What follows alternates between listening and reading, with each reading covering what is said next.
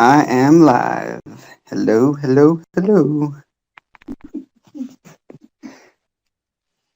Trying to figure out how to add people.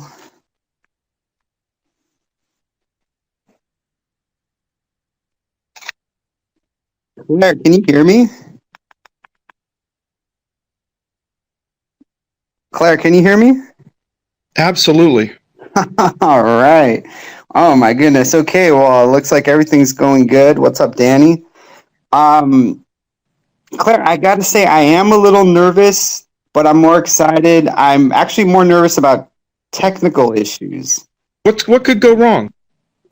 Well, yesterday we echoed for 30 minutes, but it's okay. I mean, we figured but it out. we figured it out. There's no echo. None. All right, perfect. Hey, you know what? Hey, Chad, how's it going? So this is episode 1. What do we call this? Is it the pilot? Is it Life Without a Claire? You call it the Dipshit Hour featuring Claire from New Jersey, episode 1, EO1. But the name of the episode. Oh, you can name it later. Okay, Claire, you know what? So I asked people to ask questions. I didn't know I was going to get this many. My hand hurts from writing. I wrote down 10 plus questions from 10 different people. Mike, just a quick point of order. Do you got an opener? You going to do an opener? I wasn't sure you have an opener. Someone wanted me to play this song. I don't know if it's going to work or not, but let me try, okay?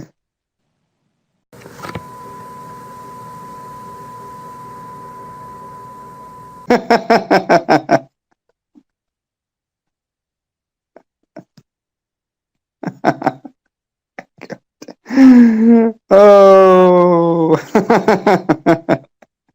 Someone get Claire back. I totally fucked it up. I tried to go to YouTube and so the show was 1 minute long, but let me just kidding. That was a joke. So this is the real show. Thank God we didn't say anything. Welcome, Claire from New Jersey. How you doing? How you doing, buddy? And that was only like 5 seconds after I said, what could possibly go wrong? Leaf has to splice those together. There has to be a special file to put those together. Oh, he can do anything. Yeah. What's up, Shelton? What's up, Crystal? Thank you, Crystal, who is actually one of my inspirations. I'm a big Crystal fan. She's in the house. Me too. Yeah, so you know what? That was great. Claire, let's just get right into it. You're a celebrity, right? No, not really. I'm just a regular person who you're interviewing. I used to be a regular Stern Show caller until I got banned from the show about, a year and 3 months ago. That's probably So why did you get banned from the Stern Show? Well, I'm pretty sure it wasn't because my calls weren't amazing. I'm pretty sure that it's because I really annoyed the fuck out of Howard too many times. One too many times. I'm pretty sure that he was annoyed by a lot of things. He was annoyed by how I never kissed his ass. He was annoyed by how I kind of hinted behind the scenes that he's not really as bright as he pretends to be. I kind of... I probably turned into a bad caller, slowly but surely. And then the thing that really annoyed the fuck out of him was the fact that they always had to put an indicator after my name, like an M, to make sure that he knew it was a man. And that really annoyed him. That's one of the things he said during the last call. Got it. Stern Show is better since Claire left. Right. Okay. Well, anyway, that's who I am. I mean, that's who I am in this world, I mean, is that what you're looking for, Mikey? Yeah, so I wanted to know what was the year that you first started listening to the Howard Stern Show? The first year I started listening to the Howard Stern Show was 1984. And then I listened to him during my commute in 1985. In New Jersey, from Hoboken up to Englewood. It took a lot of time to get from Hoboken to Englewood. I used to have to go out to the turnpike, and Howard made the commute really pleasurable. It was, I think I started listening when he's on in the afternoon, and then he switched to the mornings, and then it was great for my commute. You said Inglewood. I used to work at Inglewood Hospital. We could talk. We could do a whole New Jersey show. So Claire, I also wanted to know. So I believe your last call had to do with the simulation. Is that correct? Yeah, as many of you know, I believe that we exist inside of a simulation. It's got a name now, simulation theory is what people call it. It's not the Matrix because there's no bodies anywhere sitting with pipes hooked into them. It's just a living 3D cartoon that we call life. We believe it to be real. We believe because it's as real as it can be. And we believe it to be solid. We believe that we are solids, but we are really just sort of images that are projected inside of what amounts to a very big holodeck, Mikey, from like Star Trek. Like the entire world, everything around us is like happening inside of some big holodeck. That's pretty incredible. Hey, Claire, Chad just tried to call in. Hey, Chad, you know what? I'm going to roll with Claire for maybe 15, 20 minutes, if that's okay, and then I'll start taking calls. Claire, is that cool? Oh, it's your show, brother. It's up to you. Okay, that's very cool. Hey, Claire, okay, let's just get it out of the way. The most asked question, obviously, was, I think 3 people asked it in different ways. It was the same question. What is going on with your driving situation and the whole car? Just to settle this once and for all. Sure. Well, I put out that background doc to make it clear. But I can recap it right here. Back in 2015, when I lived in Aurora, Colorado, I actually did this also because I found that I worked from home. I didn't need a car anymore. I found that anytime I got in a car to drive, this is 2015, by the way, anytime I got in the car to drive, it just seemed scary. It seemed too many variables. I've seen a lot of accidents. I've seen accidents happen ahead of me. I've seen accidents happen right before my very eyes. And I just think to myself, God, I'm so lucky I wasn't in that accident. God, I'm so lucky I wasn't in that accident. God, I'm so lucky that person didn't hit me. And finally, after not driving for a year back in 2015, I thought to myself, wow, why do I need a car? If I can manifest a job where I can work from home, that would be great. Well, I had that kind of deal through almost 2017. I had a deal like that. Then I got a job in Sussex County in Northwest Jersey where I actually had to fucking commute again, which sucked. And it was on all these old little country roads that you would normally think would be wonderfully calm and peaceful, and you look at the woods and you look at a little deer.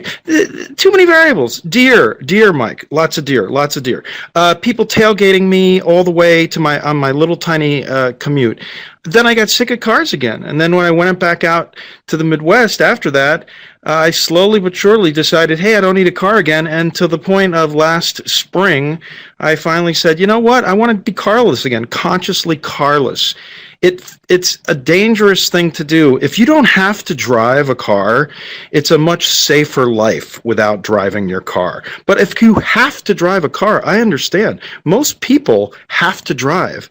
I don't have to drive. And I would refer anybody back to that background doc that I provided, Mike, that you read. I know you read the whole thing. Forza read the whole thing. Forza even read the whole thing.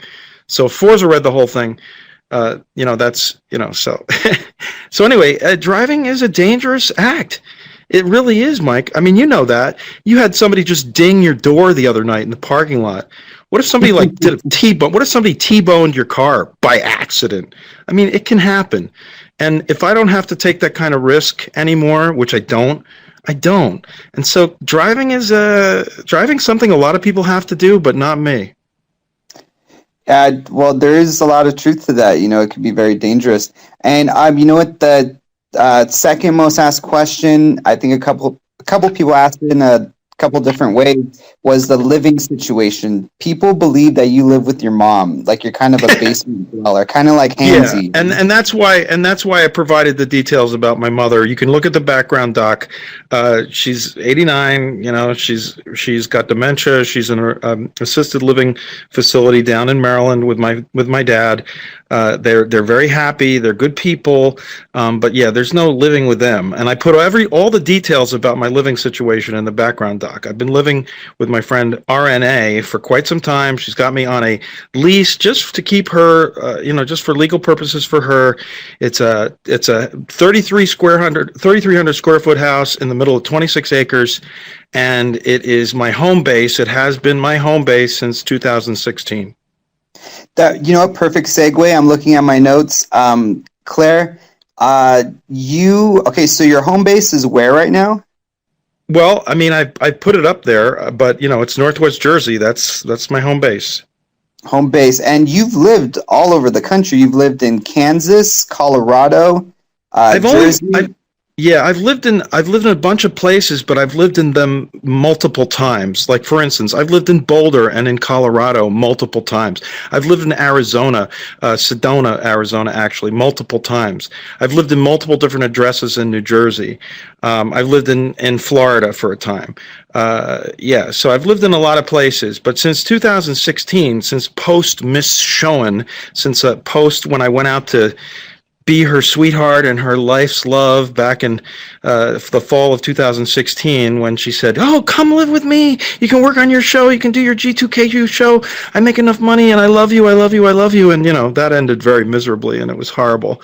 And then when I came back, that's when Renee kind of said, "Hey, I got a lot of space. And you're one of two people that I would let live with me." So it's a deal I couldn't pass up, and it's perfect for me because in the meantime, over the past 3 years, when I have had to be somewhere else, like earlier in this year, to do some work, she just kind of doesn't sweat it, and I can come back there all the time to her place.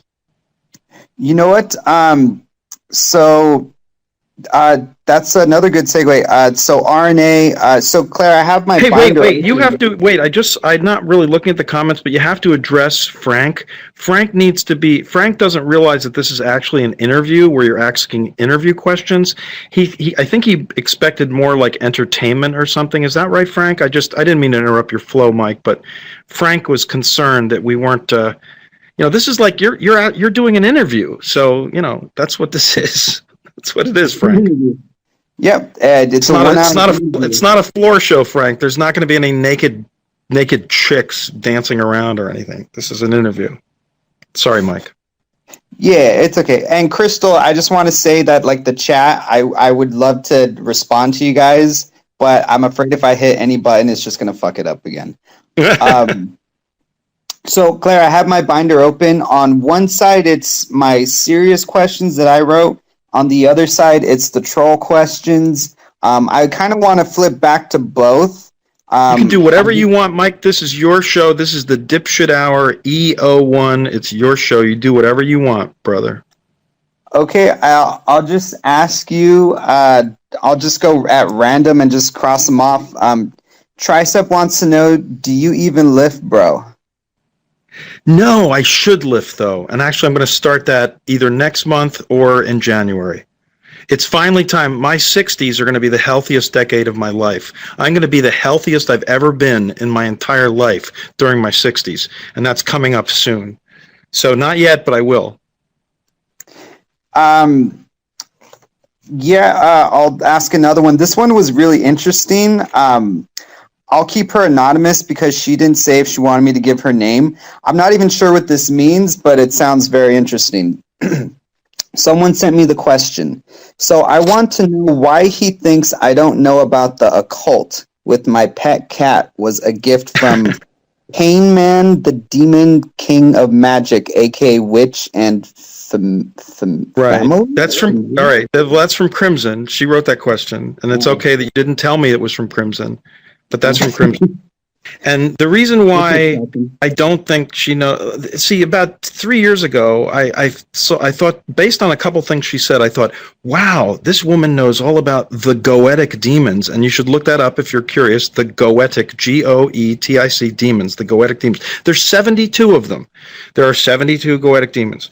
And they all have different things going on. I happen to identify with one called Paimon, which is spelled Paimon. And in fact, on YouTube and other places and Facebook, I used to be called Jimmy Local Paimon, and I was sort of like a local version of Paimon, and you can look it up. But then as I dug a little deeper, not much deeper into Crimson, it was clear that she was just sort of like a dime store magician, really didn't have the level of occult knowledge that I'm used to with a lot of the people that I've interacted with in the OTO. We should look up what the OTO is. The OTO is an occult society that was started by Crowley way back when. And that is how you pronounce her name, the name. It's not Crowley, it's Crowley. So, yeah, I just, the more I dug, Mike, the less I got interested. And it was it was me getting all excited again about somebody and thinking, wow, this person knows all about the stuff that I care about. And it turned out that based on my assessment, she didn't, which is okay. Not everybody knows anything. People don't know about this kind of stuff. It's sort of secret knowledge. But she had way less secret knowledge than I had thought originally. Does that answer the question? Yeah, it does. And you know what? I was listening to a podcast of Kleenex, and he was concerned at one point that you had put a curse on him. Did you ever put a curse on Kleenex? No, my dear friend RNA put a curse on him. She jokingly put a curse on him. I mean, she's a very powerful witchy type person, and he was very abusive to her after one of the Kleenex and Friends shows, and I wish we could have recorded this phone call between him and her because it was hilarious. She just pummeled him into the ground because Kleenex was actually going to come here. He was actually going to stay with us. He was actually going to become a potential housemate of us because there's plenty of rooms. There's plenty of places for Kleenex to be here, and he kind of rubbed RNA the wrong way, and the rest is history. Poor Kleenex, he didn't get to do his New Jersey adventure. Why do you think it's so hard for you to let people in? Because I know you have this rule that is called the no new characters. Wow, no new characters. Good for you. You've been doing your homework. # no new characters. There's several caveats to that, Mike, that I want to just really list really quickly. If the character comes to me through an existing character or through an existing narrative that's in my life, that's okay. Meaning, I'm okay with Star Trek Discovery because there are new characters that come as part of an existing narrative. I'm okay with Westworld because it comes as characters that are part of an existing narrative. I'm okay with Watchmen because it comes as characters that are part of an existing narrative. But in my real life, I have no desire to have any new people enter my in real life. I have no desire because I want to learn more about the people who I already know. You're part of that group of people that I already know. I don't care to have to learn all about some new person. I have no need for that. I'm full up. Even though, people have dropped off and dropped out of my life over the years, I'm full up right now with people. I need to know people's birthdays off the top of my head. I don't know that. Like dear friends, people I've known for decades. I want to know more about the people in my life, Mike, rather than take in any flotsam and jetsam and new characters that come my way. No new characters is basically a way to say, hey, I need to know more about the people that I already know. Why in the world would I want to have somebody new? There's all kinds of people. Why would I need new people?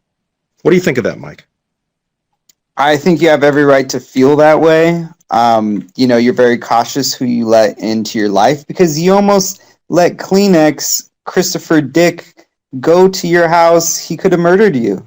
I mean, I don't think he was going to murder me. I think he was really excited to have a place to go, and he really, I think, would have loved it here. I mean, I think he would have really he would have felt right at home. He would have been like, wow, this is great. I'm feeling so positive, and it would have been a very positive thing for him, but he blew it. He blew it.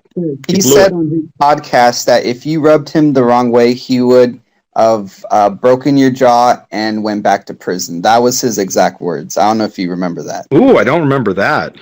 He said he would break my jaw. Well, he could be physically violent. Listen, I've never punched anybody, Mike. I've never been in a fist fight. Have you ever been in a fist fight, Mike? No, not like a serious one. Yeah, so that would be tough for me to deal with if somebody like Kleenex was going to beat me up. I don't think he was going to do that though.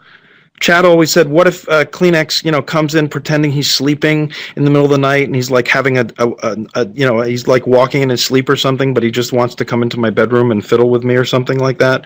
What would I do? You know, that's something he might have done if he had lived with us here. I don't know, but I digress. I'm sorry.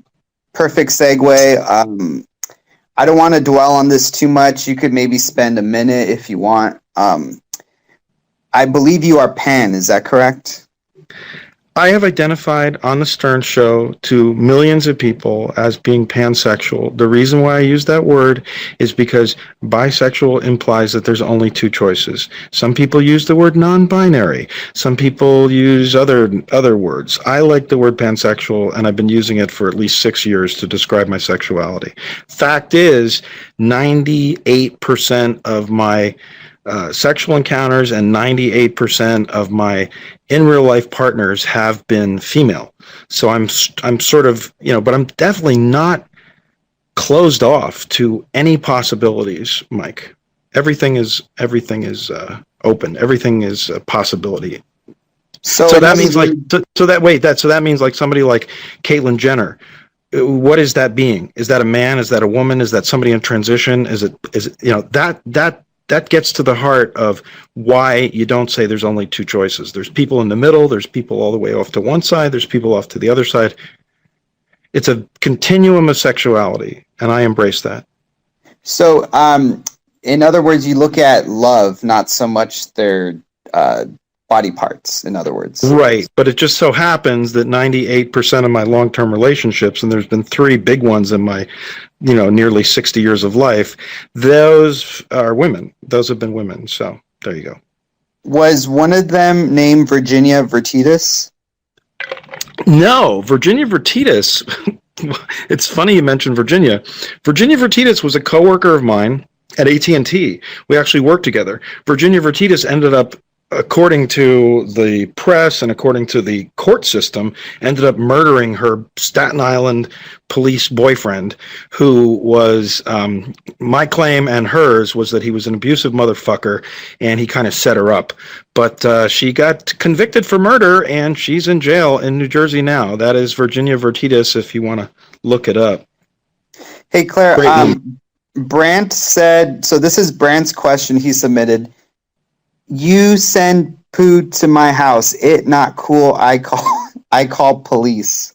Yeah, I didn't send poo to anyone's house. I wouldn't even know how to do that. I don't know Brant's address, so I think that could have been maybe Chad or some other poopmas type person. Okay, let me go to another one. Let me see if there's one not completely trolling. One person, Leah asked, "What are you wearing?" Right now I'm wearing shorts and a t-shirt. One of my old tie-dye t-shirts that I wear at night. Okay. Arthur, I think this is Kleenex's imaginary friend Arthur, says, what was the huge blowout in late February with your friend's dad? I don't even know what that means.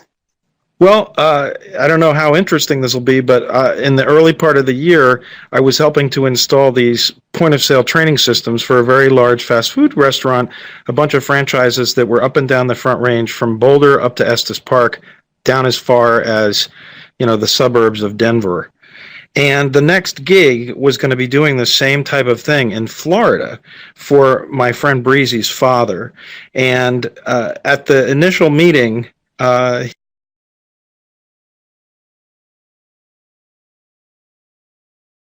all these people, all these franchise managers, all these store managers and everybody, and he felt that I was sort of undermining him. He didn't like the fact that I was so close to his daughter, who I call Breezy. That's not a real name. He just didn't like a lot of things about me, and that sort of precipitated the next thing that happened to me, which was I entered into a program in Boulder inside of like a Big Brother type house which is where I lived and where I got much healthier than I've been in decades. And it also helped to reset and reground my life. But yeah, that was a mess. I would have stayed down. I would have been in Florida for another month after that, but got all fucked up. Hey, Claire, the rest of the questions are pure troll questions. I kind of asked the actual questions first. Do you want to go to the really very trolling questions? You know something? I just as a courtesy to Forza, New Beginnings Forza, and as a courtesy to everyone, if it's a question I'll answer it. If it's a question that I say out of bounds or no comment, I'll just say no comment. Okay, Danny, this one's kind of funny. I actually kind of want to know the answer. Danny wants to know, do you use a vibrator on your taint? If so, what brand do you recommend? I haven't done that in a long time, Danny, but there's all kinds of things that have been up there and on the taint and elsewhere. Have you ever tried that, Danny? I mean, it's kind of intense. You should think of the anus as a sex organ, not as a shit factory. Okay, so we're almost at the halfway point. I kind of want to open up the phones if anyone wants to call in. Right, I think Chad was gonna come in. I think we had an idea Chad would come in. Is he still up for that? Yeah, until someone calls, I'll keep rolling with the questions. Does everybody know how to do it? You hit that little thing and says join as guest, and then does everybody know how to do it? Everybody know how to quote unquote call in to Mike's Dipshit Hour show? Here we go. Let me add chat.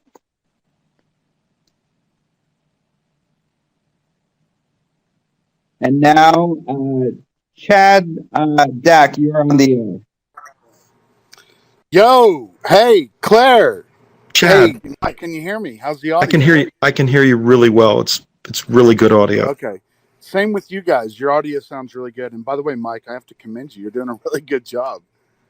Thank you. I did put in some work into this. I got notes. You did some research. You did some good research, I can tell. It's true. Yeah. Hey, sorry for trying to get on right at the beginning. I thought that's what you wanted me to do, so I wasn't trying to push myself on at first. I just thought that's what you wanted. You weren't trying to hijack his show, right, Chad? Right. I wasn't trying to hijack it. But hey, if you don't mind, I've got a couple questions for Claire, Mike. Can I ask Claire? Absolutely. Okay. Claire. Yes, sir. Okay, the first question is that you? Okay, first of all, let me back up. You know, you like to talk about how you coined the phrase kidult. Okay. Yes. Is that you on Wikipedia that's been trying relentlessly to get your name added as the person who created first coined the phrase and used it? The phrase, Chad, just so you know, God's honest truth. The phrase was coined. Right, that is not me. That's somebody else. That is not me. I know what you're. I know. I think I know. I think I. Wait, I think I know what you're talking about. But there's a Wikipedia. Hold on. Hold on. For the past like 7 or 8 months, that's been in the Wikipedia article about kidult at the very end. No, someone added this. Is trying to make changes because it keeps getting removed. And no, it's actually Chad. It's been in there. No, hold on. Just hear me out. No, that's old. You got to. That's what was happening. It keeps. Listen to me. It keeps getting removed because there's no citation given. Okay. It's actually way, just for those that are listening. What it is at the very end of the Kidult article, it says. The rest of the entry, there's all sorts of citations for adults, and you're right. But at the very end, someone added on, the term was first used in 1982 by Jim Ward Nichols on the campus of Stevens Institute of Technology in Hoboken, New Jersey. Duck lips, baby. And there's no citation, and so Wikipedia keeps removing it because obviously they need citations. Yeah, actually, that hasn't been removed. That hasn't been removed. But then it really hasn't. Keeps coming on and re-adding it back on, and I'm just wondering, is that you? Okay, Chad. First of all, that hasn't been removed in a really long time. You're talking about something that was happening about a year ago. Okay, but recently, the point is, it has been removed, and someone keeps adding it back. That's what I'm. That's what I mean. Somebody else added it back, and it hasn't been removed for about 6 months. I was the one putting it in and having. Okay, that's what I thought. But somebody else. provide the hard duck lips, the humor magazine, Yeah, where there's a table of contents entry that says "Kidults are us," and I used that term in 1982 all over the place. I invented it in 1982 on the campus of Stevens Institute of Technology in Hoboken, and if somebody needs a citation, I could actually scan the table of contents of Duck Lips from the spring of '82, and you would see that entry in Duck Lips. Well, also the person. Okay, I believe you, and you probably should do that, just so that way it doesn't keep getting removed. But the person who added it, the user that added it first initially, has also been trying to edit Lisa Jordana's Wikipedia page. So is that you also? No, I've not tried to edit edits on Lisa Jordana. No, now you're trolling. Now you're trolling. I'm not trolling. I'm not. Well, here's the thing. Here's how I know you. Wait. I was going to say, here's how I know you're trolling. The IP address for anything that might have been done on Elisa's account, which I didn't do, would obviously be completely different. If it was me doing this, I would never have the same IP address. Chad, you're on a VPN, so you're always going to have probably the same address. I would never have the same address, like between years. No, that wouldn't be me. So there's how you know it's not me. There's how you know it's actually not me. I just wanted to ask you about it. Okay. Real quick, is my audio fine because I have a heater going that's going? Are you in your car? No, you're sound fine, Mike. No, I'm at home. It sounds good? Okay, just checking. Keep going. Sorry. Good. All right, Chad, does that answer the kidult thing? And by the way, kidult was not a word used in the 60s. That word has come about since... Well, there's that picture. That's a fake picture. That's a fake picture. That's not a real picture. That word has no history in the lexicon of our culture prior to 1982. And in 1982, the only place it was being used was in Hoboken, in Duck Lips at Stevens Institute of Technology. Okay, all right. I mean, I don't know if that's true or not, but I mean, I can't challenge you on that. I would love the copy of Duck Lips that has that actually in the table of contents is in a storage locker of mine that's out in the Midwest still, and once I get that stuff back east, I think I'm going to try to do that in the spring. I will absolutely scan the page so you can see it, and so you can see when the issue came out, and so you can see that it was actually a word that I invented. Okay. You should do that. So that way Wikipedia doesn't keep taking that down because there's no citation on it. Hey, by the way, Mike, can I say real quick? Honest Frank is really upset that you picked Claire as the first celebrity guest. Right. He feels like he should have been the first guest. Right. He feels he would have been much more entertaining and much more. I don't know what he feels. I told him. I explained to him that Mike made the decision. He went with who he felt would be the bigger draw, and that was Claire. Well, Chad, you know what? Let's just tell Claire that I had asked a couple people. You were one of the people I asked, do you want to be guest number one? And you said, why don't you go with this person or Claire? And I was like, wow, Claire. I thought it was going to be a great fit. Yeah, I agree. Claire's a great You can do Frank. Frank's got to have his turn. Frank will have his turn. Hey, Claire. Yeah, I told him maybe week 8 you might be able to fit him in. Hey, Claire, I want to know, I'm going to throw out some names, and I just want your stream of consciousness. I just want to hear your thoughts, okay? Sure. What do you think of Danny from LA? I think Danny's... Who is that? I think, Chad says, who's that? I think Danny's more bisexual than he gives himself credit for. I think Danny would be very apt to explore something with the right person, and he doesn't want to admit that to himself. Chad, is there ever going to be a reconciliation between you and Danny from LA? I don't know who that is, so I can't reconcile with someone who I don't know who it is. So you're not familiar with that character. That's correct.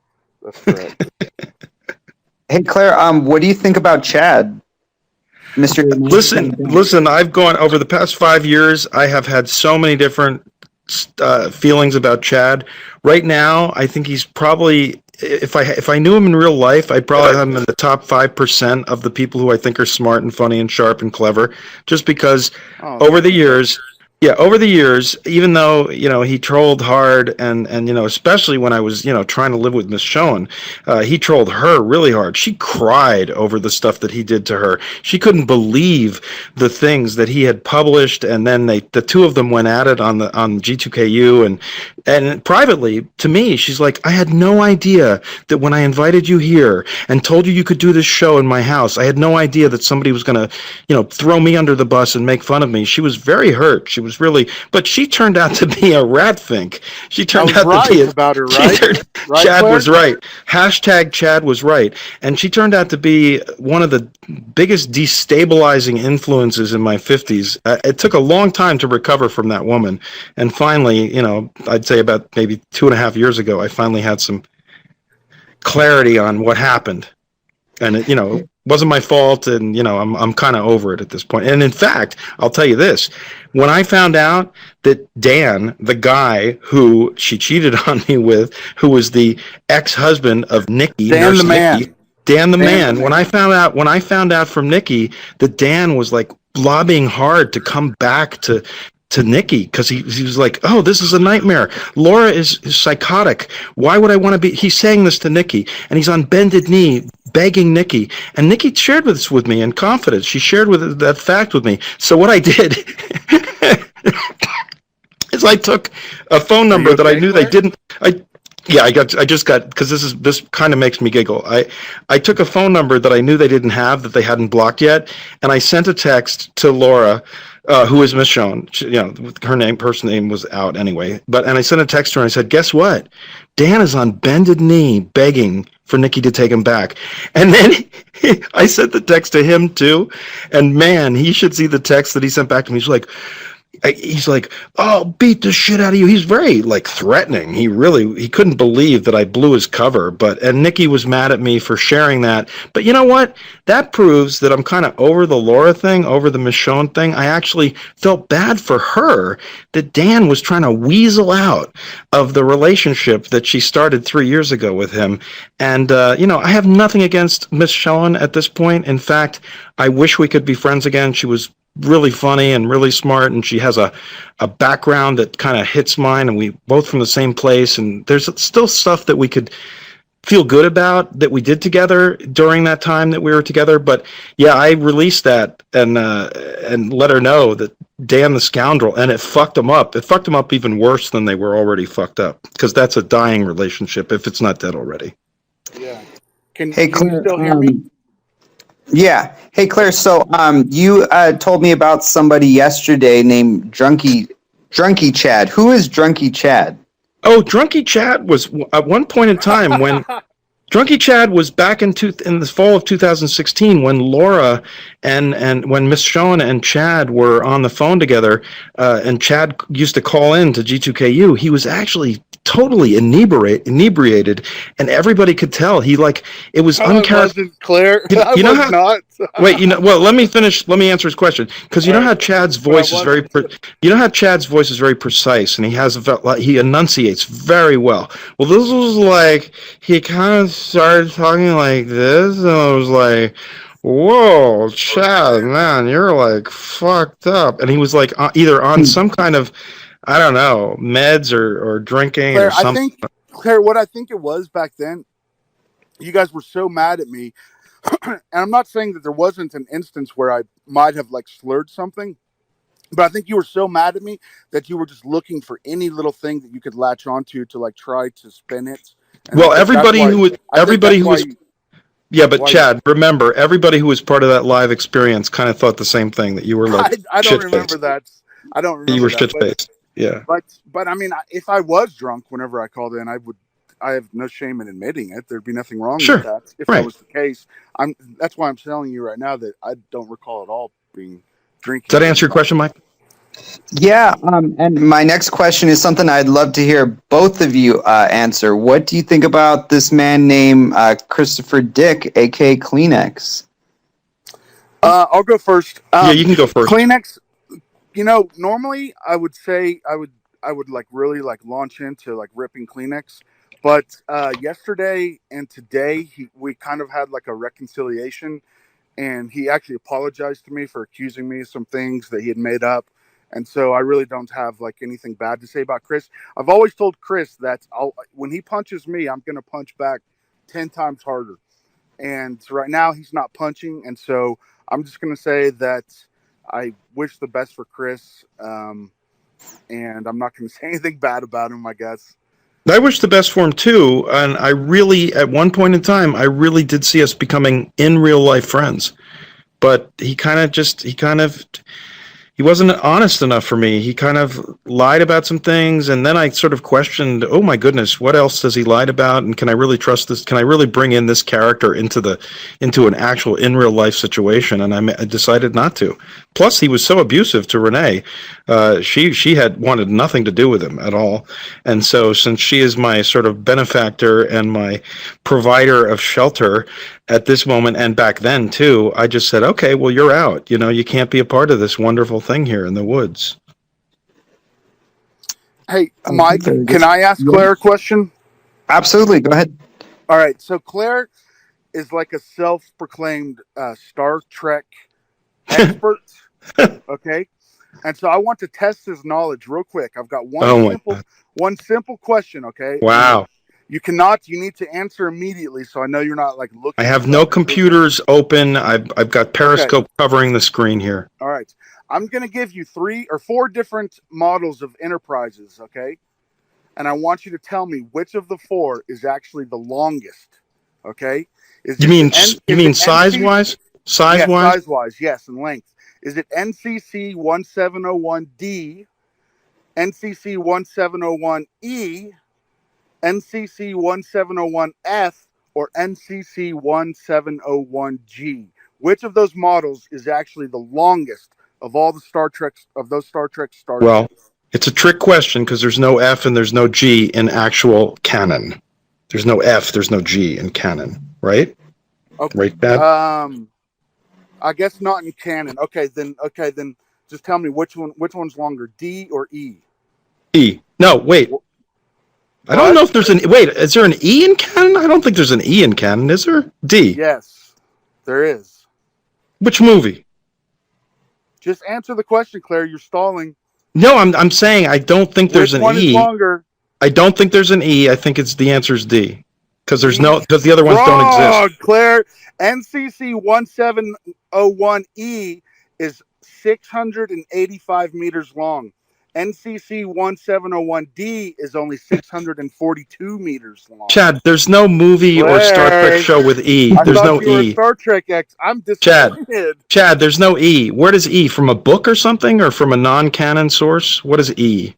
There's no E. The fact that you even have to ask where it's from makes there's no really E, Chad. There's no E. Actually, the fact that I knew that all the other letters were not canon except for D actually is a good sign, I think. But that was a weak question. I thought you were going to come up with something better than that. Well, I suspect you're claiming it's a weak question because you got it wrong. No, I think you mixed in canon with like books and stuff, memory beta with memory alpha, that kind of thing. Well, hey, Clem. Real quick, Bush wants to know: did you still want to go swimming with him at Disney World? Repeat the question because I didn't hear you. Broke up in the third. Mush wants to know: do you still want to go swimming with him at Disney World?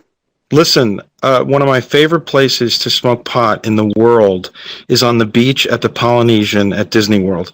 And when they put in these new bungalows at the Polynesian, luckily they didn't screw up that beach. It's the coolest place to just hang out at night. You got the castle off across Bay Lake. You got the Contemporary, and it's a beautiful place to just hang out. And then there's tons of awesome pools that are like shaped like mountains and all kinds of tunnels and things. Absolutely. At some point in time, just like Chad and I are going to meet in Vegas for some kind of Star Trek thing or something like that, Mush and I will have an in real life adventure at Disney World.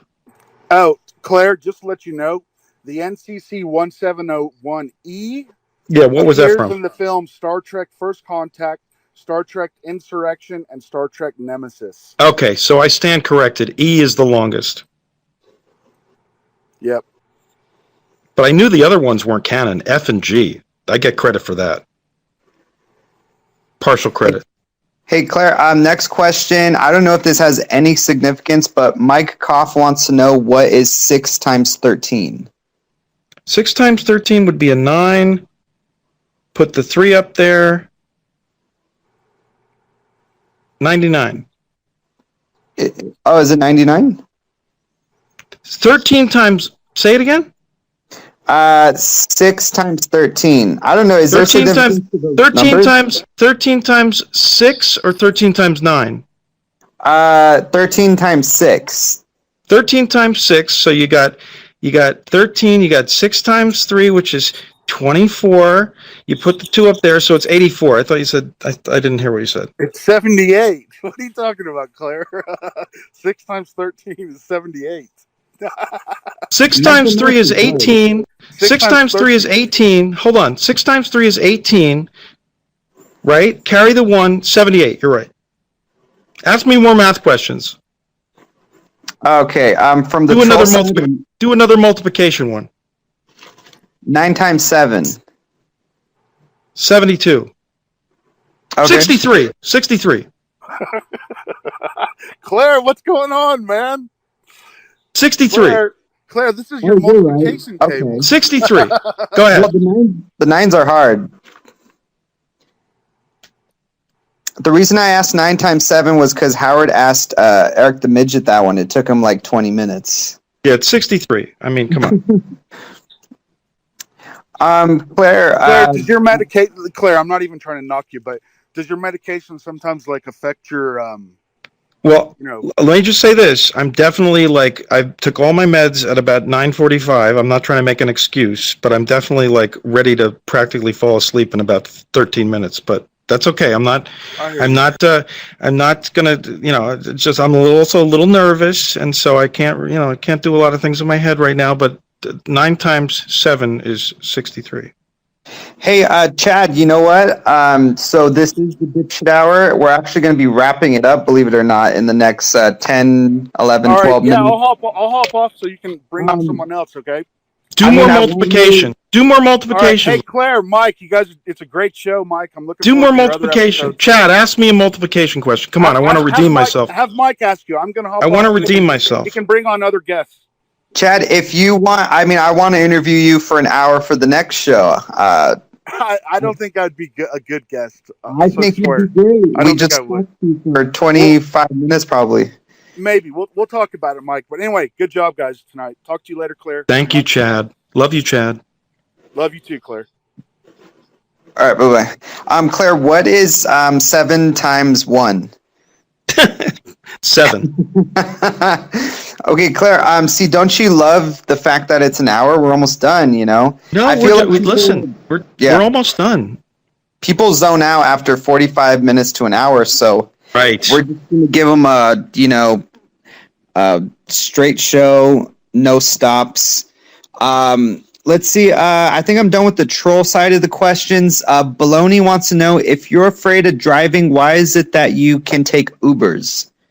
Well, if I'm in a pinch and I have no way to get somewhere and I have to get there, I'll have to suck it up and let somebody else do the driving for me. I go through my whole story about how unsafe driving is and how I hate driving and how I'm scared of driving. I always say that to the Uber driver. But that's definitely something that I have to do sometimes because, that's something I have to do. So I do it. I don't like it. I don't like to do it, but sometimes I have to. Understood. And Pasta wants to know, who the hell do you think you are? I'm somebody who Mike's wanted to interview tonight. That's all. I'm, just a guy from New Jersey, guy from Northwest Jersey native. Yeah, Mark, go ahead and call. We have about 10 more minutes. Feel free. The lines are open. We're kind of wrapping it up. Claire, do you still talk to Dina? I do. I talked to Dina the other night. And what did she have to say? I listened to a couple of her shows that she did with Kleenex and Friends. I always thought she was great.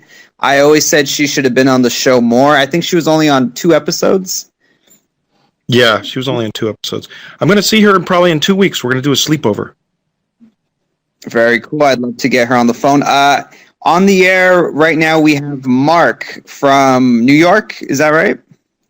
Yeah, I mean, right. That's me. I don't see him up as a guest. Oh, there he is. Mark, are you from Long Island? Yes. Are you from the same place that Joey Boots was from? Yes.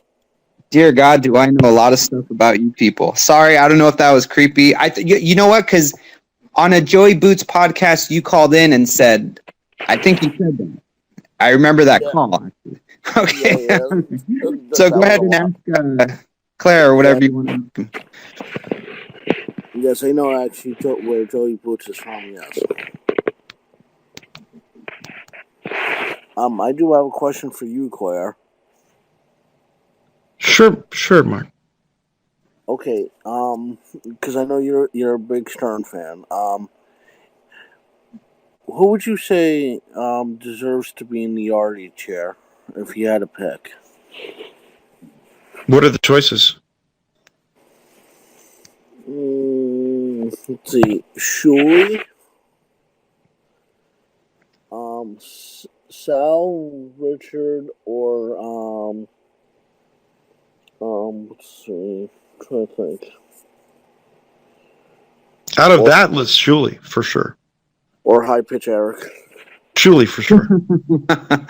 Speaking of High Pitch Eric,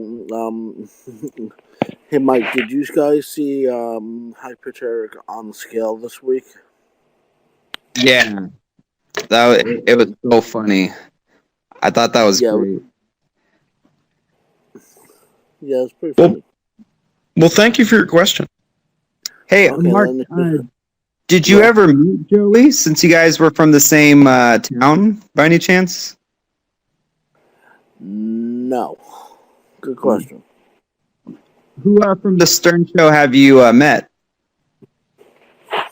Kind of a long story. Well, I'll tell the short version of it. Okay. Basically, how I got connected to the Stern Show and Ronnie and all them is that I used to do Superfan Roundtable with Mutt. I don't know if you guys remember that show. Okay, sure. And then basically they all came into liking me because my first appearance on Superfan Roundtable was with High Pitch Eric, believe it or not. He was a fill-in. And I called in a bunch of times, and when I learned about Ronnie and the crew is basically I was at a benefit. Hey, Mark, Forza in the chat is saying it's not your interview, Mark. I can spin it into a Claire from New Jersey story real quickly. I was banned from Superfan Roundtable. I was actually supposed to be in New York City on Superfan Roundtable, and 3 days before I was supposed to be actually in the studio on the show, Mutt contacted me and said, "There's some serious concerns.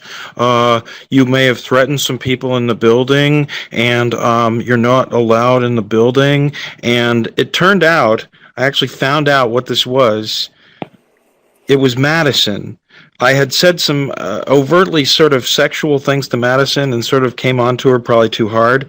I also recorded something when I was in the middle of a very altered state of mind to Will, which was very abusive to Will. So those two incidents combined made me persona non grata way back when on Superfan Roundtable, because I was supposed to be on Superfan Roundtable, and I was so excited. And they claimed I was banned from the building where the Stern Show was being taped. There you go. You know, the technical difficulties, I have been cutting in and out of Wi-Fi. Looks like we have a few more minutes. Claire, is there anything you want to say as maybe a closing statement? I kind of got to all my notes.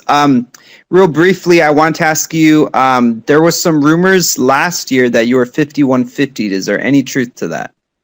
No truth to that.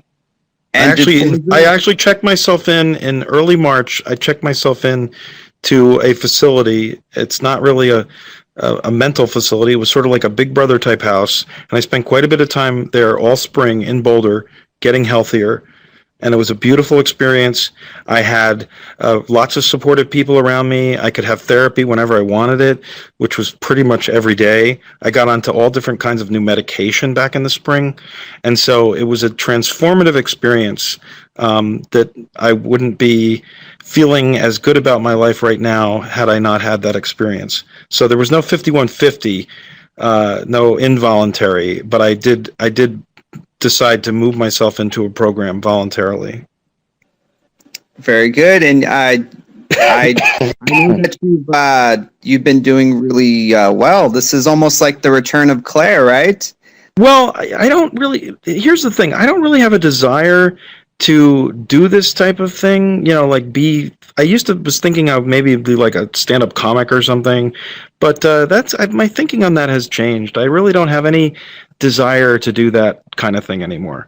I just like being part of a community of people that I sort of know or think I know, and that is this community, this extended community. I don't really have any desire to move outside of this extended community with any kind of act anymore. I used to think that an act was part of my future. I don't believe that an act is part of my future anymore, unless Natalie Maines, aka Claire Sider, anoints me and says, wow, you got a great singing voice. I want you to sing backup vocals for me. If that happens, I would jump at that chance. Very interesting. I know she was very close to Chris. I know she gave him a shout out at one of her concerts. Maybe she'll give you a shout out. She'll invite you backstage. You never know what happens. You never know. You never know. Claire, it was an honor to interview you. I think it went really well. This is the return of Claire. A lot of people were really excited. A lot of people submitted questions. I thought it went great. And did we get to all the questions that Forza might have had? Because Forza sort of, she said she can't ask any questions because they would be perceived as I would say that they're rooted in mean-spiritedness. But I don't, honestly, she can ask any question that she wants, and if we have another, if you decide that you want to have another, like a part 2 or something, I really would love to entertain the Forza questions, because she seems to have questions that she didn't want to ask because she thought I'd be offended. She thought that I would think she was trolling me, and I Shelton Bumgarner, the guy that writes the novels, he's saying Forza retracted her questions. Right. She retracted her questions because she felt that if she asked any question at all, I would think she was trolling me or being mean-spirited. But I don't think that's the case now. If she does have questions she wants to ask, she could ask them, or we can hold that for next time. 2 more questions. Sure. Someone wants to know about your llamas. Is it true you have llamas? No, they're mules. Oh, mules. Okay, someone said llamas. Another one is, does RNA have big knockers? I don't know what that means. Actually, no. You know what? She is flat as a board. Always has been. And she went through a lot of pain as a young woman because of that. But she's in amazing shape for somebody in her 60s. She is in amazing physical condition. And what about Dina? Let me see if I have this correctly, just off the top of my head. You were dating Dina at one point, is that correct? No, I was never dating Dina. Dina and I are best friends, and Dina has huge tracts of land. Oh, okay. And she's down in Florida, is that right? Or is it New York? Well, I don't know what she shared about where she is, so I won't comment on that.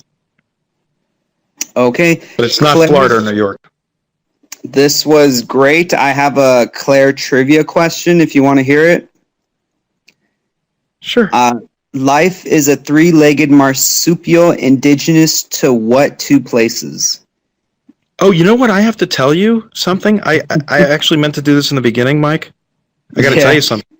That Life is a Suitcase was actually written, and I'm spilling the beans right now, was actually written as a collaboration between myself and the 2 other editors of Duck Lips. So I did not write that all by myself. I wrote that, and I'm telling you this right now, and I plan to tell you at some point during the show. I wrote that in conjunction with the 2 other editors of Duck Lips. We wrote that together. And I'll give a shout out to John and Mark. not using their last names. But they were also science and engineering students at Stevens. We had funding to do Duck Lips, and that Life as a Suitcase is something we came up with, the three of us together. Well, you know what? It's one of the greatest. It still lives up to the, the name, the greatness. It's a work of art, I think so. Some of our best work. It's, only literary geniuses could write something like that. And we will always have Life as a Suitcase. All right, Claire, we're wrapping it up. Thank you so much. I can't thank you enough. I'm going to let you go. I know you have to go to sleep. It's over there. It's 11 o'clock in New Jersey.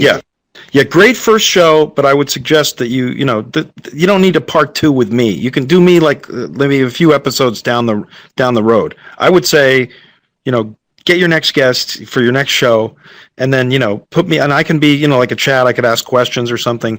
But I would go with somebody else next. I think we had a good run here. I think this was good. We got a lot of stuff out on the table. But I think that for your next show, you probably should choose somebody else. Maybe Honest Frank. Maybe it's Frank's time. Yeah, he said that he wanted to be a part of the show. All right, Claire, thank you so much. It was a great first show. All right, you take care. Have a good night. Congratulations. All right, thanks. Bye. All right, see ya. Bye. I'm going to see if I could turn this off without fucking it up. How do I end this? Thank you, everybody, for tuning in. It was a great first show, and I'm going to press stop broadcast. Thank you very much. Have a good night.